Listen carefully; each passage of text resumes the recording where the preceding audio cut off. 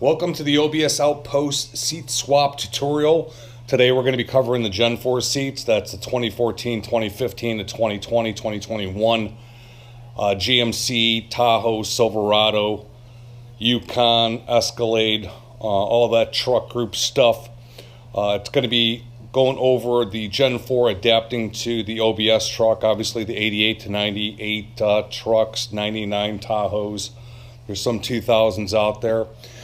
What I want to go over today is this design, though. It's our laser cut design. It's our newest design. They're all CNC formed. The stuff's super precision. It looks great. We've got, obviously, this is the way they come in just a bare steel. You've got some nutsert options, threaded inserts we'll talk about.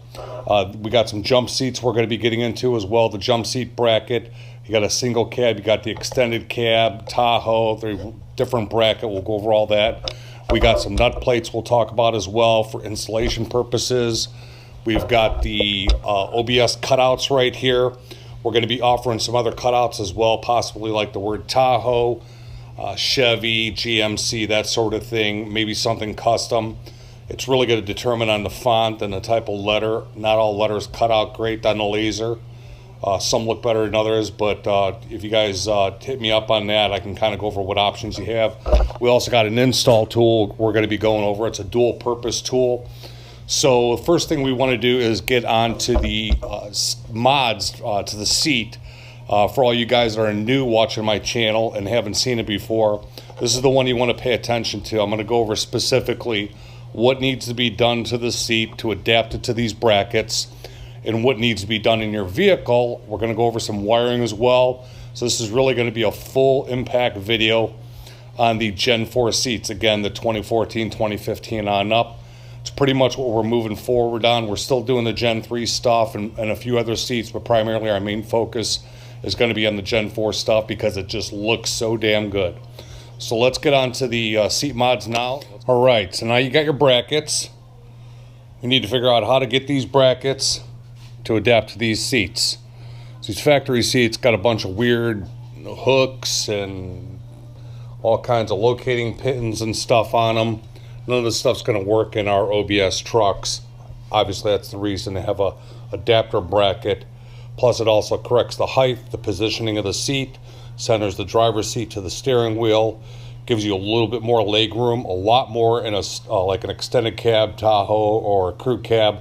A little bit more leg room in a single cab. We'll talk more about that. Anyway, what we're looking to do is we need to create 4 mounting points for these brackets. A front one, a rear. This is an outside bracket. And a front one and a rear for your inside bracket.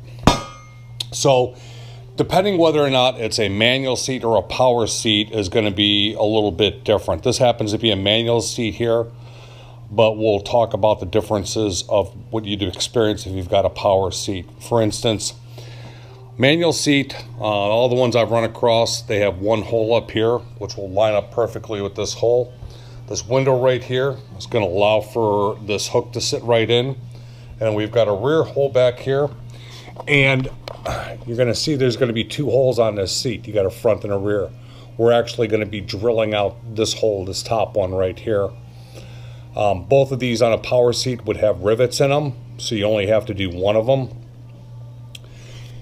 Same thing up here on a power seat. This is actually going to be a rivet. You're going to drill it out, and I've got a video on how to drill out rivets. I'll put a link. They only take about 1 or 2 minutes per rivet. And so if you do have a power seat, you're going to have another rivet up here.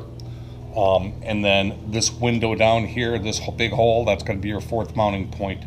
We're going to be keeping this locating pin. That's essential. So really, if you have a power seat, basically you're going to drill out 1 rivet here, 1 rivet right here, and then this top rivet. But since this is a manual seat, we got lucky. We got 1 hole already done for us. So really all we have to do is drill out this hole right here, and it's already marked for us, pretty simple.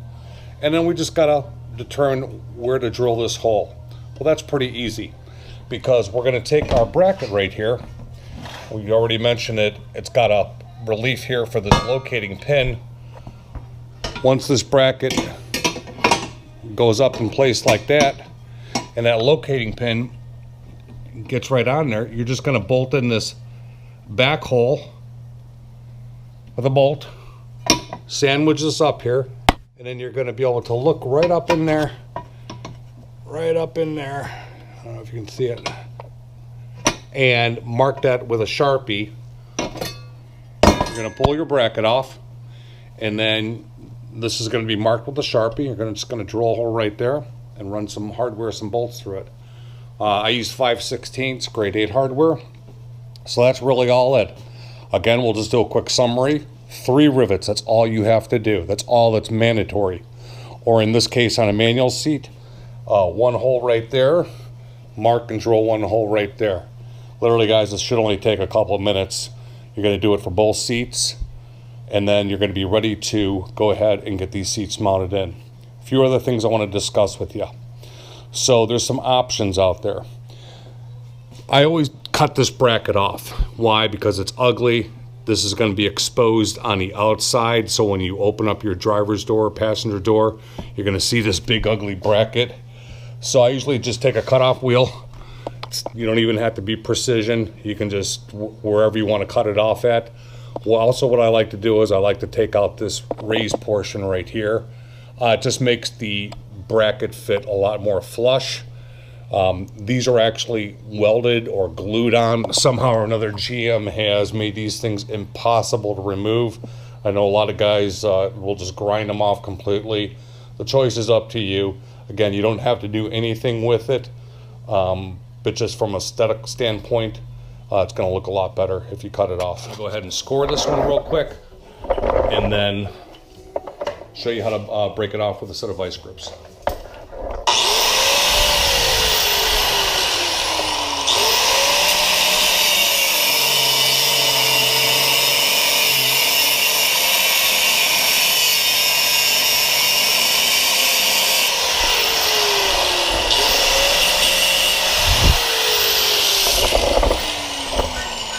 Trying to get you the best angle here.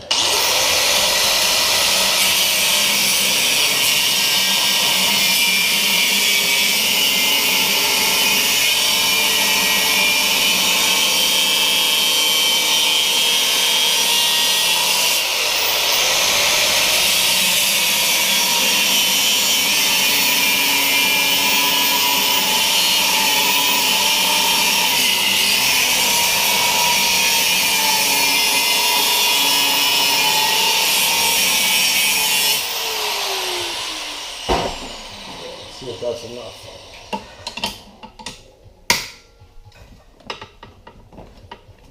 Okay, since it's not, we need to go a little more.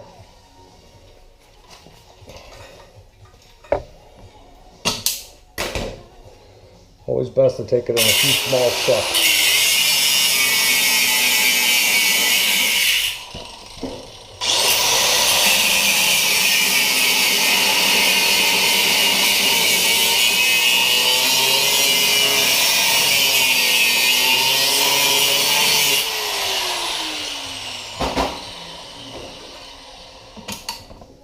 There we go.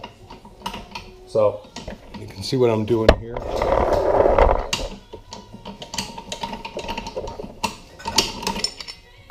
I went ahead and flipped the seat on its side to show you 2 more mods that can be done. So what we're looking at is the inner rail right now. So we've got this bolted in here. Remember, we still have to drill that hole there. Okay, we haven't done that yet. But I went ahead and I just bolted in the back one here. Here's our locating pin. So a couple mods you want to do. So since this is a manual seat, this big chunk of metal here is another just big, ugly, worthless piece of metal. It doesn't add any structure. What it's going to do is it just looks ugly, but for the single cab guys, we want to get rid of this. So going to impede on how far the seat's going to be able to move backwards. So what I like to do is just take a Sharpie, mark it, and then you can use a hacksaw, you could use a cutoff wheel, anything. This is just super thin metal. We just want to make it even with this bracket right here. Okay, it's going to, as a matter of fact, it's going to end up being the same length as the driver's side, as the outer side rail. It's something we don't need. The other mod that we're going to do do this one-handed, is we're going to be cutting 1 inch off of this area right here. So if I take a scale and put it right there and look at 1 inch, I want to mark that area right there 1 inch over, something like that. And I'm going to come in here and I'm going to just surgically remove this section and this section. This one I did a while ago. It's actually started to rust a little bit, but you can see that we're just going to take out that 1 inch right back here. This is going to allow this seat for single cab guys to go, you're going to gain an extra inch over factory. I want to say that factory from the steering wheel to the back seat is about 18 inches. This is going to allow you to go 19 or even 19 and a half. It's going to give you extra leg room and extra belly room, okay? So again, to recap it, we're going to cut this extra piece of metal off. That's on the slide rail. You can just move it all the way back so you can take the bracket off. Take the bracket off and then come in here with your cutoff wheel, get rid of that extra metal. It's kind of optional. You don't need to do it. If you're a single cab and you want the seat to go back extra far, I highly recommend it. Otherwise, Tahoes, crew cabs, extended cab, don't need to worry about it. And then, so there's some indicators here. So you see that rivet right there? And then this is a power seat, so it's actually got 2 rivets. So you can just kind of like look at the one rivet right there, and you could even go more if you want to. Okay, it doesn't have to be exactly 1 inch. It could be, you know, 1.5 inches or whatever. You really need about 3/4 of an inch to get maximum. So I just go 1 inch, and you're not cutting all the way through this. You're just going to just surgically remove this end piece, and then you're going to come and make one slice. So basically it's going to look like this. You're going to come in here and then you're going to come back, so kind of like that L shape on the top, and then you're going to do the same with the bottom. Again, this is really thin metal, hacksaw, cutoff wheel. It should only take a second or two, but this is the secret, definitely for the single cab guys, to gain all that extra leg room. And I know how important it is. I've got a single cab myself, so this right here is going to enable you guys to get that extra leg room. Okay, let's get these things in the truck and see how they look. Okay, we got our seat brackets just kind of sitting here right now. This is the outside. This is the inside bracket right here. We're going to do a single cab install here first. That's what this is. Then we're also going to show you how to do a Tahoe crew cab, extended cab, Suburban. With the single cab, you're only going to have these 2 holes on the outside. So we're going to need to create these 2 holes here. A couple ways to do that.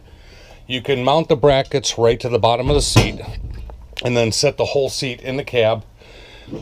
Bolt the 2 outside ones down so you're locked in place, and then kind of go up underneath, and then with a Sharpie marker or whatever, mark these 2 holes, take the seat out, and then drill 2 holes out. I'll be selling an install tool that will do this so it's precisely so what it looks like. This is the airbag sensor for like 95 on up. You're just going to move that out of the way. You're going to take the install tool, get like that, put in the outside bolts,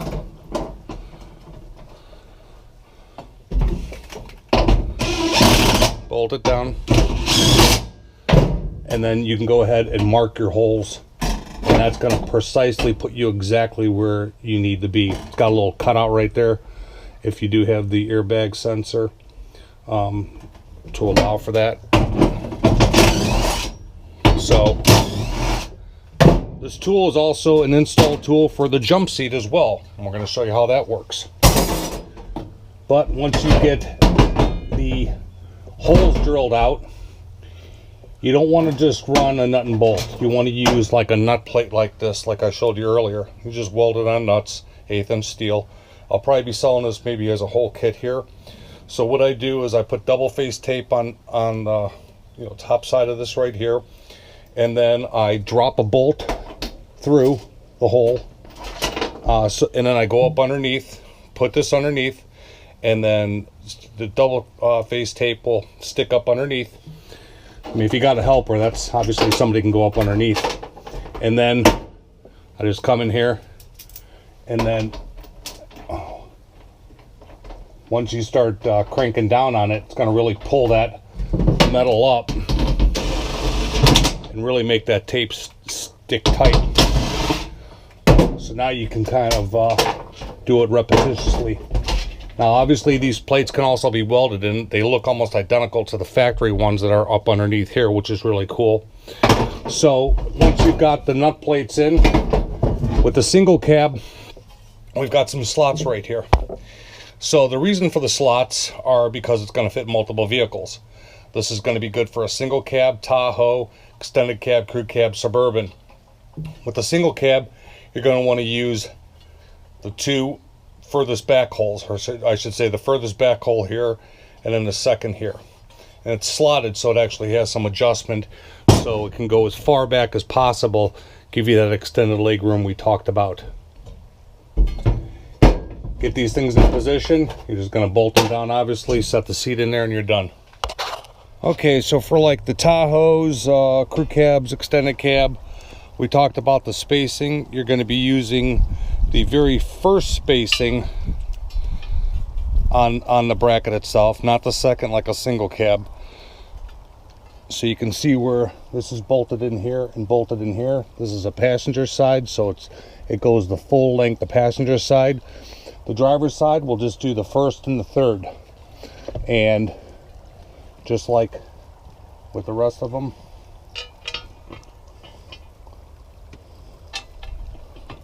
they just bolt in. These all got the factory holes, the factory mounts, so these are just going to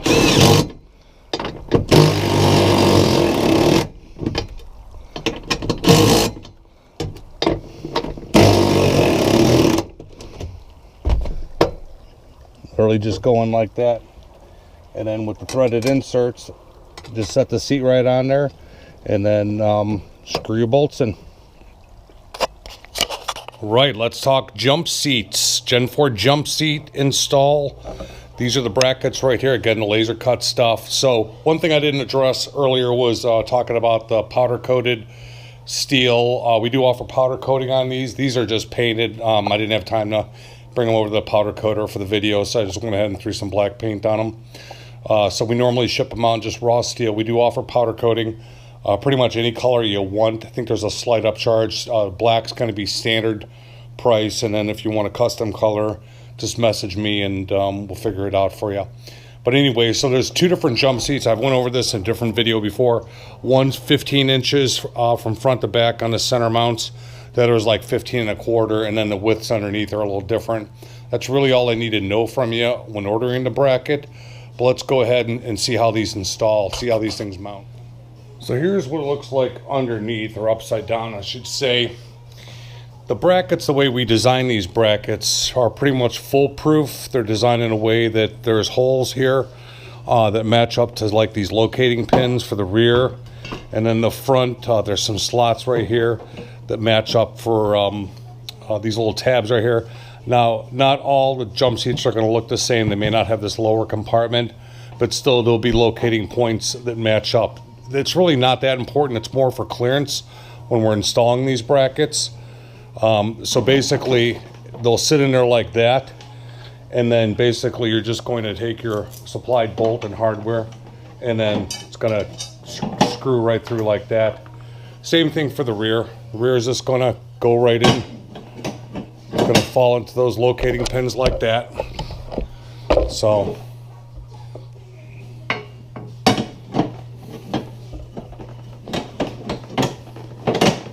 that, and then you can kind of see the hole up under there, right up in there. That's your, so that's really just how they look. It's not really important for installation, but it just kind of gives you, if you have an understanding of how these things sit. So there's holes in the bottom of these brackets. These are what's going to actually mount to your floorboard. This bracket here is actually set up for a single cab, and these holes are in specific positions for a reason. So let's take these brackets inside the cab and see what's up with that. So I've approximately positioned these brackets where they would sit in a single cab. I don't know exactly where they're going yet, but we're going to figure that out. How we're going to do so is that you can see that this bracket has got 4 holes already on it. In the factory floorboard, hopefully you guys can see this, there's going to be these little dimples. There's going to be 2 right there, and there's going to be 2 more over here. Well, you're going to just drill these 4 little dimples out, and those holes are going to match right up to this bracket. And then you're going to run bolts through there. You're going to do the same like nut plate like I showed you earlier with you know, the seat bracket. And that's going to basically locate exactly where this rear bracket goes. So we know we're 100% located on that. Now we just got to figure out where the front goes. And I'm going to show you how we're going to do that here in a second. Okay, so I took our install tool from earlier. And what's cool about this is we actually have it set up so it's 15 inches on center. Put 1 on each side. And then since we've already got the back mounted here, well, we haven't mounted it on this truck yet, but you know what I mean. You drilled the holes, you mounted this back secure, solid locked in there. It ain't going nowhere. Once you measure out 15 inches front to back on both sides, you know you're going to be square up here. You can go ahead, you can mark your holes, drill through the trans tunnel, and then do the nut plates just like you did on the back side. There's actually room for 4 bolts up here, so if you want to make it extra safe, go ahead and run 4 bolts up front and 4 bolts in the rear. That's going to make it a super solid mount. So this is for the single cab jump seat mount. Shouldn't take very long. It's a really simple install. Okay, what we're looking at here is a Tahoe. Basically, it's going to be the same trans tunnel for the jump seat mount as your extra cab, your crew cab, your Suburban. And once again, same like with the seat swap, you guys got it real easy. Why is that? Well, when you do the seat swap, these holes right here were for the factory seat belt, the buckle. And once you do the seat swap, you no longer need these, but these are super strong mounts. So we've designed the jump seat bracket to actually bolt right into these existing holes. So you can kind of see like right there. So you're just going to use your factory bolts, and you're going to just mount it like so. And or I think they're like 13 millimeter or 14 millimeter if you want to go out and get some hex heads. That's usually what I do. Otherwise you got that Torx head from the factory. And then what's cool up here, the front bracket is actually a universal bracket. So the front bracket works with the Tahoe or the single cab. We only sell 1 front bracket. But you guys get lucky again because you've got, well, most of you should have these factory 10 millimeter holes that would have mounted a center console. Okay, if you don't have them, then you're going to have to run the install tool, or you know, measure the 15 inches from front to back. But you're still going to want to measure anyway because these are slotted, and then what it does is it just gives you some room for adjustment whether you want to go forward or back, and the rear has slots too. But basically you're just going to take your factory bolts. Now with this, I will say that the factory bolts, the 10 millimeters, they're small. Okay, so you're going to do those 2. You're going to get it securely mounted. You may even want to put the console on here and just kind of test fit it. Make sure you like the position of it. Once all that's done, I would highly recommend you going back in and using the 2 extra drilled holes inside this bracket and mount 2 additional bolts just to make this front bracket extra secure. Because let's face it, these were just to hold in a you know, a little plastic console. It wasn't designed to hold in a person. So the back's going to be super strong because obviously you got those seat belt buckle holes that we're using. That ain't going nowhere. Just the front we want to beef up a little bit more. So that's basically it for how to mount the jump seat console, jump seat console and an extended cab Tahoe Suburban. Anything but a single cab. Okay, I went ahead and bolted down the jump seat. Just screw right in, bolt right in with the supplied hardware, both sides. One thing I want to point out, you want to make sure you put these covers back. Because the seats ride real close to here, and sometimes if this is flipping out, they'll get hung up on. So make sure you put your covers back on if you've got a console that's got the apron. We got the passenger side bolted down. Let's put the seat in and finish this thing up. All right, we are done. And of course, this thing came out amazing. I'm really starting to become a fan of these jump seats, especially if you've got a single cab. This is totally the way to go. Tons of storage. You obviously got the extra seat there for a third passenger. So one thing I want to talk about is, I get asked this a lot, is how do these seats measure up? And what I mean by that is, how do they compare to the factory seats as far as measurements? So what I can tell you is the factory seat, from your gut to the back of the seat right here, the max you're going to be able to go, no matter what vehicle it is, single cab Tahoe Yukon, it's going to be 18 inches right there. That's the total amount of clearance that GM has left you with. So when you do a seat swap, so actually what I want to do here is, let's push this thing back just a little bit. Let's get it right to where, it's about 18 right there. So that would be the max, and that's pretty comfortable for most people out there. But I know we got some tall guys out there. Or if you got a big belly, you need that extra room. So let's see how far these things go back.